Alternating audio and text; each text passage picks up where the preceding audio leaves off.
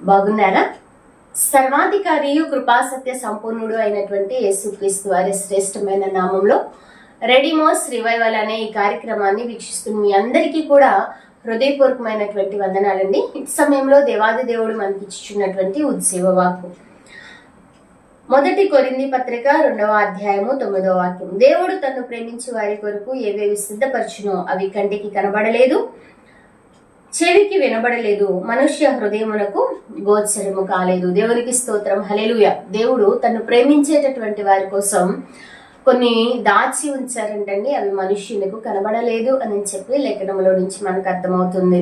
ఏవి మనుష్యునికి కనబడకుండా ఉన్నవి అంత మాత్రమే కాదు, అవి నిత్యమైనటువంటివి అని చెప్పి హెబ్రీ పత్రిక 11వ అధ్యాయంలో మనకు కనబడుతున్నది. విశ్వాసమనున్నది నిరీక్షింపబడు వాటి యొక్క నిజ స్వరూపము, అదృశ్యమైనవి ఉన్నవనటకు రుజువు అని చెప్పి లేఖనము సెలవిస్తున్నది. అదృశ్యమైనవి ఉన్నవి అని చెప్పి మనము విశ్వాసముతో చూడగలిగేటటువంటి వారిగా ఉండాలి అని చెప్పి అదృశ్యమైనవి ఏంటి అనేటటువంటిది లేఖనములో మనం చూడగలిగినట్లయితే మొట్టమొదట నరుని ఆత్మ అదృశ్యమైనది. కానీ అది మన కంటికి కనబడకపోయినప్పటికీ కూడా ప్రసంగి గ్రంథము 12వ అధ్యాయంలో భక్తుడు రాస్తూ వస్తున్నాడు, మన్నైనది మరలా మంటికి చేరుతుంది అని చెప్పి దేవుని ఆత్మ ఆయన చెంతకు వెళుతుంది అని చెప్పి ఎలా దేవుని ఆత్మ అయ్యింది మనం అని ఆలోచన చేస్తే ఆదికాండము 2వ అధ్యాయంలో మనం చూడగలిగినప్పుడు ఆయన అంటూ ఉంటారు, నరుని నేల నుంచి ఆయన నిర్మించి వాని నాసికారంధంలో జీవవాయువును ఊదగా నరుడు జీవాత్మాయను అన్న మాటను లేఖనములో మనం చూస్తూ వస్తుంటాం. కాబట్టి ఈ సమయంలో ఆలోచన చేసినట్లయితే మన యొక్క ఆత్మ దేవుడు పెట్టినది. అది మన కన్నులకు కనబడకపోయినప్పటికీ కూడా దానిని దేవుని చెంతకు వెళ్ళేటటువంటిదిగా సిద్ధపరచుకోవాలి. రెండవది పరలోక రాజ్యము. పరలోక రాజ్యము మన కన్నులకు కనబడలేదు కానీ అది ఖచ్చితంగా ఉన్నది. అందుకని అబ్రహాము నిరీక్షణకు ఆధారం లేనటువంటి సమయంలో పునాదులు కలిగినటువంటి పట్టణాన్ని చూశారు అని చెప్పి లేఖనము ద్వారా మనకు అర్థమవుతూ వస్తున్నది. కాబట్టి ఈ సమయంలో మనము కూడా పునాదులు కలిగినటువంటి పట్టణం కోసం మనం వేచి ఉండి మన ఆత్మను సిద్ధపరచుకుని ఆ జీవ గ్రంథంలో మన పేరు రాయబడినట్లుగా మనము దేవుని వాక్యానికి అప్పగించుకునేటటువంటి వారిగా, దేవుని చిత్తానికి అప్పగించుకునేటటువంటి వారిగా ఉంటూ ఉండాలి. మూడో విషయాన్ని మనం చూసినట్లయితే దేవుడు నిరంతరము కూడా ఉండేటటువంటి వాడు. అందుకనే నిర్గమాకాండంలో మనం చూస్తూ వస్తుంటాం, నేను ఉన్నవాడను అనువాడను అని చెప్పి మోషే భక్తులతో సెలవు ఇవ్వటాన్ని మనం చూస్తున్నాం. ఆయన ఎప్పుడు ఉన్నాడు, భూత వర్తమాన భవిష్యత్ కాలముల్లో ఆయన ఉన్నటువంటి వాడు అని చెప్పి లేఖనం ద్వారా మనకు అర్థమవుతూ వస్తున్నది. అంత మాత్రమే కాదు కానీ నరకము కూడా ఉన్నది అని చెప్పి లేఖనము సెలవిస్తున్నది. ఎవరు దాంట్లో పడవేయబడతారు అని అంటే ప్రకటన గ్రంథము 21వ అధ్యాయము 8వ వాక్యంలో మనం చూసినట్లయితే పిరికివారును, అవిశ్వాసులను, అబద్ధికులను, మాంత్రికులను, విగ్రహారాధికులను ఈ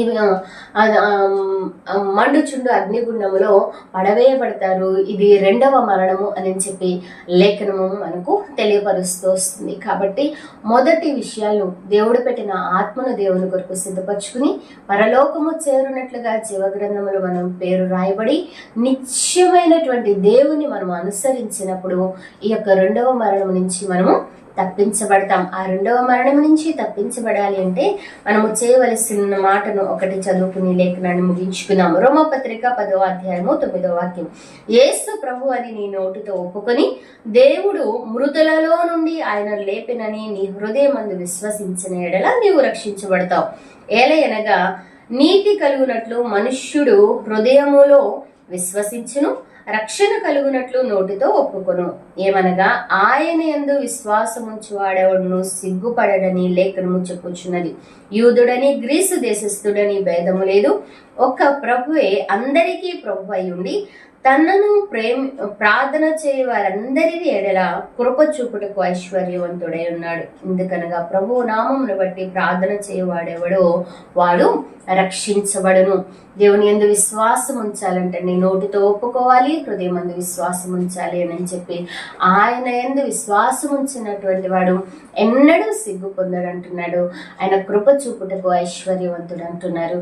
అట్టి విధంగా కృప చూపునట్లుగా మనము నోటితో ఒప్పుకొని హృదయమందు విశ్వసించి నీతి కలిగి రక్షణ పొందుకుని కృప పొందుకుని అంత మాత్రమే కాదు, దేవుని వాక్యంలో ఆయన మన ప్రార్థన ఆలకించినటువంటి ఉన్నతమైనటువంటి అనుభవంలోనికి మనము నడిపించబడదాం. అదృశ్యమైన వాటిని మనము చూడగలిగినట్లుగా, మన ఆత్మ సంబంధమైనటువంటి నేత్రాలు తెరవబడినట్లుగా దేవుని కృపాశ్రమ యొద్దకు మనము చేర్చబడదాం. చేరి ఉన్న మనందరము కూడా దేవుడు మనకి ఏవేవి సిద్ధపరిచినో వాటిని అన్నిటినీ ఆశీర్వాదకరమైన ప్రతిదీ మనం స్వతంత్రించుకుని ఆయన కృప చూపుటకు ఐశ్వర్యవంతుడని వాక్యం సెలవిస్తుంది. కాబట్టి ఆయన కృప చేత, ఆయన ఆలోచన చేత మనము నడిపించబడదాం. అతి కృపను ఈ మాటలు వీక్షిస్తున్న ప్రతి ఒక్కరికి కూడా దేవాది దేవుడు అనుగ్రహించుగాక. ఆమె చిన్న ప్రార్థన అండి. పరిశుద్ధుడు అయిన తండ్రి, మహోన్నతుడా, మీకు స్తోత్రాలు. ఈరోజు మీరు మా అందరితో మాట్లాడుతూ వచ్చి ఉన్నారు. అయ్యా, మీ నామం పేట మేము ప్రార్థన చేయాలని, నీతి కలుగునట్లు నోటితో ఒప్పుకోవాలని, అయ్యా ఇదిగో రక్షణ కలుగునట్లు మేము విశ్వసించాలి అని చెప్పి, అంత మాత్రమే కాదు కానీ నువ్వు కృప చూపుటకు ఐశ్వర్యవంతుడు కాబట్టి నేను ప్రార్థించాలని, ఈ విషయాలు మేము జ్ఞాపకము చేసుకుని నీలో కొనసాగడానికి సహాయమును దయచేయమని ప్రార్థిస్తూ, ఈరోజు పెళ్లి రోజులు, పుట్టినరోజులు జరుపుకుంటున్న బిడ్డలు మీ చేతులకు అప్పగిస్తున్నాం. వారి కొరకు మీరు ఏవేవి సిద్ధపరిచారో ప్రతిదీ స్వతంత్రించుకోవడానికి సహాయమును దయచేయమని, ఇచ్చిన మనవులు మా కొరకు అతి త్వరలో రానున్నటువంటి యేసయ్య నామమున ప్రార్థించి అడిగి వేడుకుని పొందుకుని ఉన్నాము తండ్రి. ఆమేన్. Praise the Lord. God bless you.